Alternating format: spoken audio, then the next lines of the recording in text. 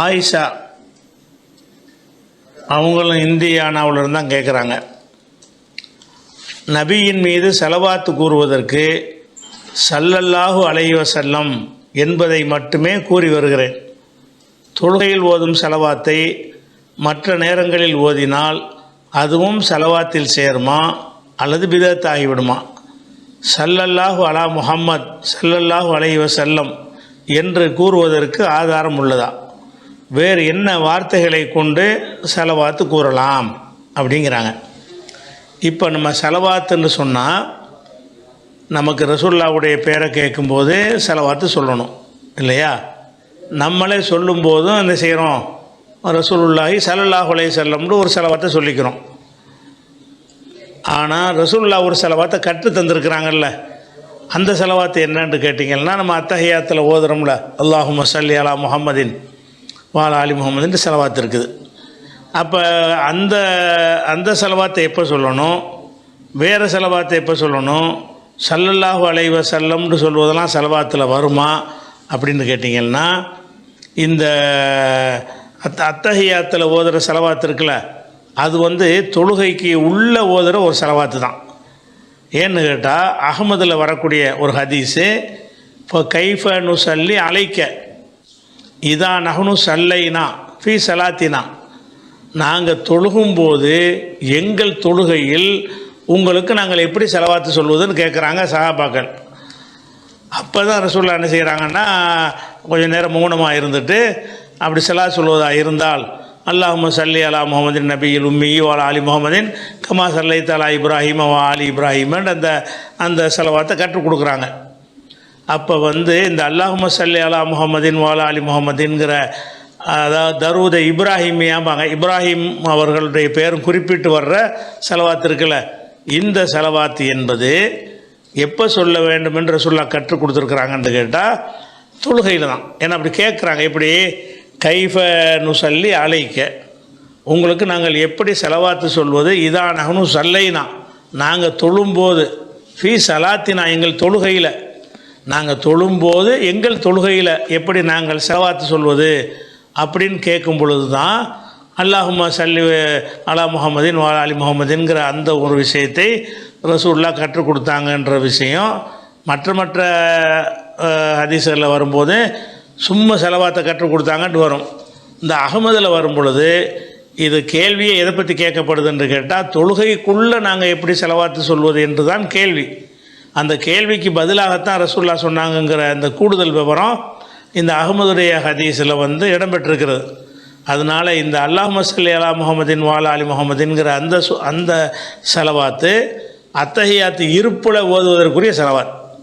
அத்தஹியாத்தில் உட்கார்ந்துருக்கோம்ல, சுன்னத்தோ ஃபர்லோ எந்த தொழுகை தொழுதாலும் அந்த தொழுகைக்கு உள்ளே ஓதக்கூடிய ஸலவாத்து இருக்குல்ல, அந்த ஸலவாத்து அத்தஹியாத்தில் ஓதுறதுக்கு தான் அந்த ஸலவாத்.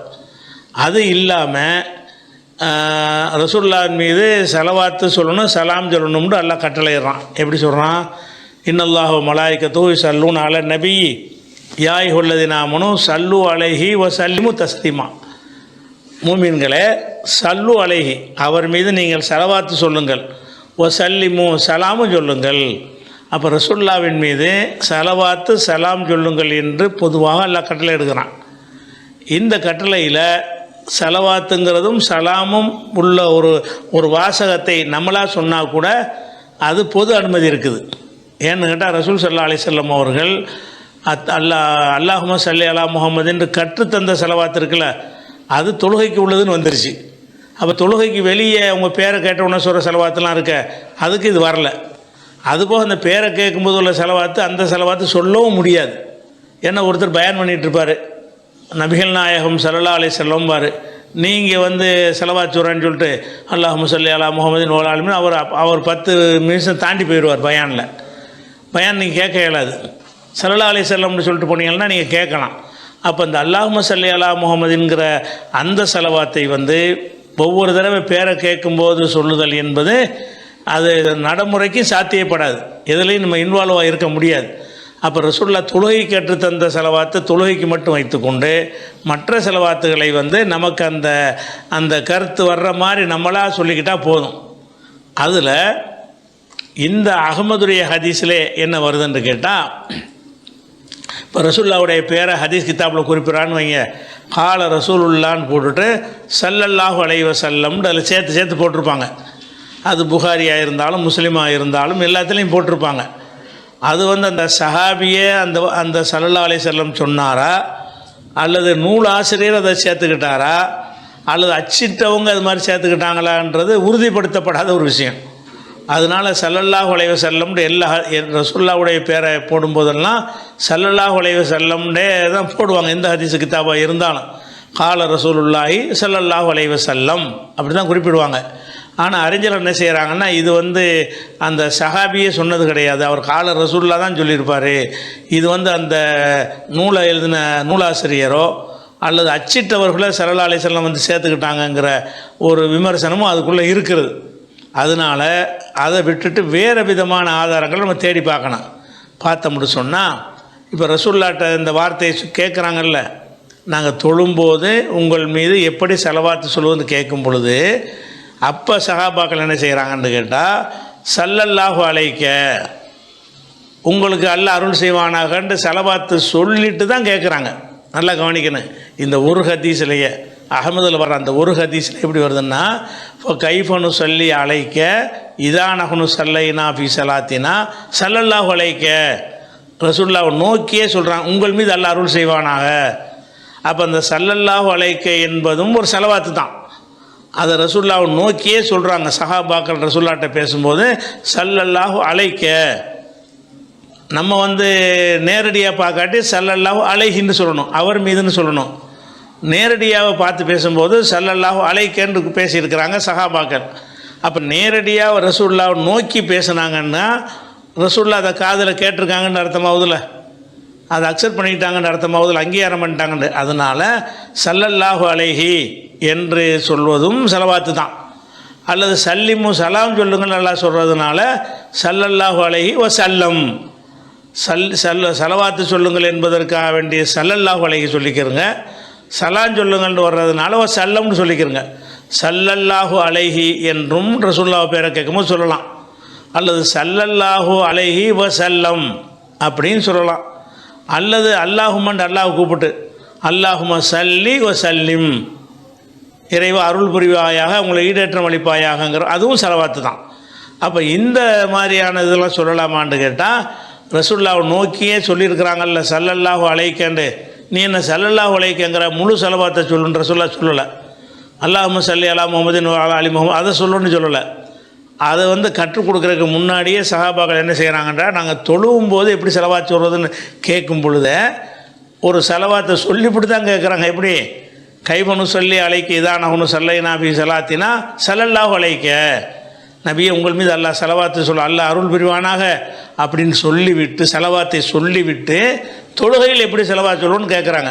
அப்போ தொழுகையில் சொல்கிற ஸலவாத்து வேறு, மற்ற நேரத்தில் உள்ள ஸலவாத்து வேறு என்பது இதிலிருந்து விளங்குகிறது. அதே மாதிரி நசையில் ஒரு சம்பவம் வருகிறது.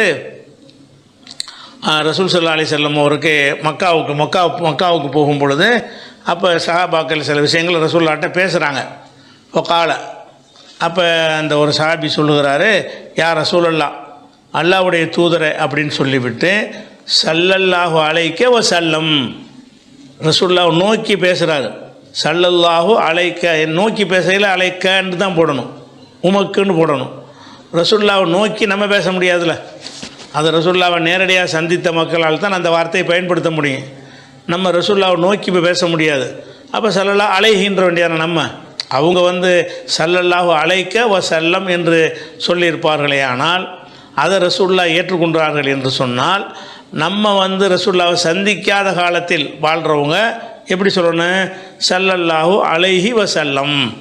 அப்போ ஸல்லல்லாஹு அலைஹி வஸல்லம் என்று சொல்வதற்கு நேரடியான ஒரு ஆதாரம் இருக்கிறது. எப்படி ஆதாரம் இருக்கிறது, ஸல்லல்லாஹு அலைக்க வஸல்லம் என்று சொல்லியிருக்கிறார்கள். ரசூலுல்லாஹ்வை நோக்கி சொன்னாலும் அங்கீகாரமாச்சு. ரசூலுல்லாஹ்வை நோக்காமல் எங்கேயாவது இருந்து சொன்னாங்கன்னு வைங்க, அதை ரசூலுல்லாஹ் அங்கீகரித்தாங்கன்னு அதிலிருந்து வழங்க முடியாது.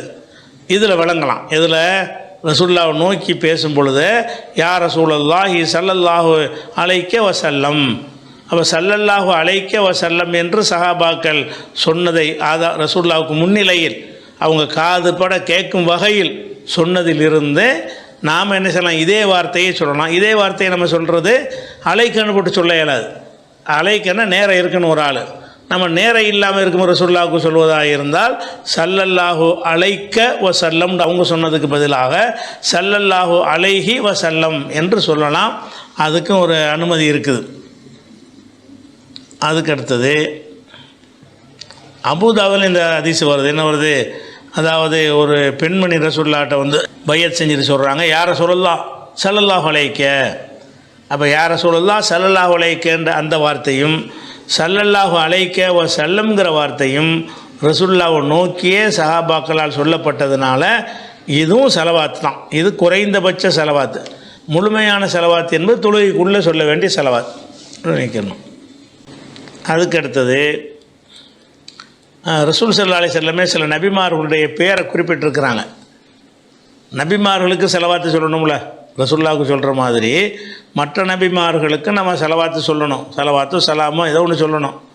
அப்போ வந்து நபிமார்கள் பேரை கட்டி நம்ம என்ன செய்கிறோம், இப்ராஹீம் அலைஹிஸ்ஸலாம்ங்கிறோம், இஸ்மாயில் அலைஹிஸ்ஸலாம்ங்கிறோம். இப்படி சொல்வது மார்க்கத்தில் உள்ளதான்னு கேட்டிங்கன்னா ரசூல் ஸல்லல்லாஹு அலைஹி வஸல்லம் அவர்கள் முந்தைய நபிமார்களை பற்றி பேசும் பொழுது இப்படியும் சொல்லியிருக்கிறார்கள். இப்படி அஹப்பு ஸலாத்தி இலல்லாஹி, அல்லாவுக்கு ரொம்ப விருப்பமான தொழுகை எதுவென்று சொன்னால் ஸலாத்து தாவூத் அலைஹிஸ்ஸலாம், தாவூத் அலைஹிஸ்ஸலாம் அவங்களுடைய தொழுகை தான் அப்படிங்கிறாங்க. அப்போ தாவூதுன்னு மட்டும் சொல்லாமல் அவருக்கு ஒரு சலாம், அவருக்கு சாந்தி ஏற்படட்டும் அப்படிங்கிறதுக்காக வேண்டி என்ன செய்கிறாங்கன்னா அலைஹிஸ்ஸலாம்னு போட்டு ரசூலுல்லாஹ் சொல்கிறாங்க. அந்த மாதிரி நபிமார்களுடைய பெயரை கேட்டால் அலைஹிஸ்ஸலாம்னு சொல்லிக்கிறலாம். அது பிதத்துலலாம் வராது. இப்ராஹிம் அலைஹிஸ்ஸலாம், தாவூதுக்கு சொன்னாங்கன்னா எல்லாருக்கும் சொல்லலான்னு தான் நாங்கள் அர்த்தமாகுது. அப்படி ஒன்று வந்துடுது. அதே மாதிரி வந்து சுலைமான் அலைஹிஸ்ஸலாத்தை பற்றி ஒரு புகாரில் 1210 ஹதீஸில் வருது. அதாவது ஜின் வந்து ஒரு சேட்டை பண்ணிக்கிட்டு இருந்துச்சு, அதை கட்டி போட்டு உங்களுக்கு சுபுகளை காட்டலாம்னு நினச்சிக்கிட்டு இருந்தேன். அப்போ சுலைமான் நபியுடைய துவா எனக்கு யாபத்தில் வந்துருச்சு. அதனால் அவருக்கு துவா செஞ்சார்ல, யாரெல்லாம் எனக்கு தந்த மாதிரியான ஒரு அதிகாரத்தை வேறு யாருக்கும் கொடுக்காதுண்டு. அதனால் நம்ம சுலைமான் நபியுடைய அல்லாஹ் கொடுத்த அந்த சிறப்பு அதிகாரத்தில் நம்ம தலையிட்டு நம்மளை அந்த மாதிரி வேலையை செய்யக்கூடாது, சைத்தான்களை கட்டி போடுற வேலையை செய்யக்கூடாதுன்னு நான் விட்டுட்டேங்கிறாங்க. அது தனியாக, அது விரிவான விளக்க வேண்டிய விஷயம். நமக்கு தேவை என்னென்னு கேட்டால், அப்போ சுலைமானுடைய விஷயத்தை ரசூலுல்லாஹ் குறிப்பிடும் பொழுது ஃபதக்கர்து கவுல சுலைமான் அலைஹிஸ்ஸலாம், சுலைமான் அலைஹிஸ்ஸலாம் அவங்களுக்கு கூறியதை நான் நினைவு கூர்ந்தேன். ரப்பி ஹப்லி முல்கல்லா எம்பகையில் யாதி மிம்பாதி, எனக்கு பிறகு யாருக்கும் வழங்காத ஒரு ஆட்சியை எனக்கு வழங்குவாயாக என்று அவர் கேட்டார்ல, அந்த கூற்று எனக்கு ஞாபகத்துக்கு வந்துச்சுங்கிறாங்க. அப்படி பேசும்போது சுலைமான்கிற ஒரு நபியை பற்றி பேசும் பொழுது சுலைமான் அலைஹிஸ்ஸலாம் என்று சொல்லியிருக்கிறார்கள். ஆனால் பல சந்தர்ப்பத்தில் நபிமார்கள் பேரை அலைஹிஸ்ஸலாம் இல்லாமையும் சொல்லியிருக்கிறாங்க. இப்ராஹிம் என்றும் இஸ்மாயில் என்றும் யூசுஃப் என்றும், யூசுஃப் இடத்திலே நான் இருந்தால்னு சொல்லும் பொழுது அலைஹிஸ்ஸலாம்னு சொல்லலை. அப்போ யூசுஃப் நபிமார்களை அலைஹிஸ்ஸலாம் போடாமையும் ரசூலுல்லாஹ் சொல்லியிருக்கிறாங்க. நீங்கள் அப்படி சொன்னாலும் குற்றம் வராது. ஆனால் அப்படி அலைஹிஸ்ஸலாம்னு போட்டு சேர்த்து சொல்லலாமான்னா, ஏன்னா அடையாளம் காண மாட்டாங்களே. நீங்கள் இப்ராஹிம் சொன்னார்னா யாரை வழங்குவாங்க, யார் நம்ம உங்கள் ஊர் தெருவில் உள்ள இப்ராஹிம் விளங்கிடுவாங்க. அப்போ இப்ராஹிமை நபியைத்தான் நீங்கள் குறிப்பிடுங்க என்பதற்கு இந்த அலைஹிஸ்ஸலாம் வழக்கத்தில் ஒரு அடையாளமாகி விட்டது. ஒரு ஆள் பேரை போட்டு அலைஹிஸ்ஸலாம் போட்டியல்னாலே நபியை சொல்கிறீங்க, நபி இப்ராஹிமை சொல்கிறீங்க, வேறு ஒரு இப்ராஹிமை சொல்லலைன்னு ஒரு அடையாளம் ஆகிடுது. அதனால் நம்ம அவங்க பேரை கேட்கும்போது அலைஹிஸ்ஸலாம்னு சொல்லுவதுதான் சரியான ஒரு முறை.